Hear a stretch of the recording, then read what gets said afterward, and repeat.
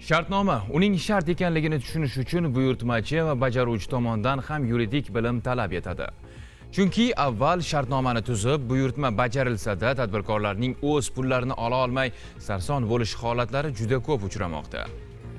Statistik raqamlar bilan fikrimizni isbotlaydigan bo'lsak, o'tgan 2023-yilda Sirdaryo viloyatidagi iqtisodiy sudlarda shu mazmundagi 7438 ta da'vo arizalari ko'rilgan bo'lib, tadbirkorlik subyektlari foydasiga jami 148 million so'mlik qarzdorlik qonuniy tartibda undirilgan. Sirdaryolik tadbirkor ham Guliston shahar obodonlashtirish, ko'kalamzorlashtirish va irrigatsiya boshqarmasiga shartnomaga asosan siqilgan gaz yetkazib bergan bo'lsa-da, to'lovning paysalga solinishini bilmagan edi.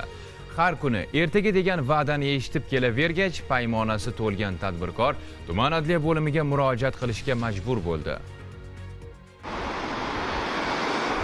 Bizdan ular gaz oladi o'zlarining mashinalariga. 3 yillar to'lamadi.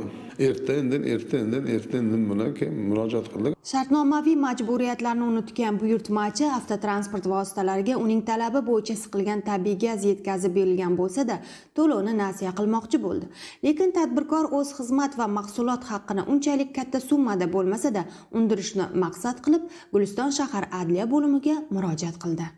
Ushbu murojaatni o'rganish jarayonida jamiyat tomonidan yetkazib berilgan siqilgan tabiiy gaz bo'yicha obodonlashtirish boshqarmasi tomonidan pul mablag'lari o'z vaqtida to'lab berilmaganligi ma'lum bo'ldi. Yana bir masalani aytib o'tishim kerak. Albatta, mas'uliyati cheklangan jamiyat tomonidan bundan oldin bir necha bor ogohlantirish xatlari ham kiritilgan, talabnoma kiritilgan, lekin talabnoma ijrosi ham o'z navbatida ta'minlanmagan. O'rganishlar natijasi hujjatlarda aks ettirilgan holda Guliston tumanlararo iqtisodiy sudining navbatdagi sud majlisi muhokamasiga mavzu bo'ldi.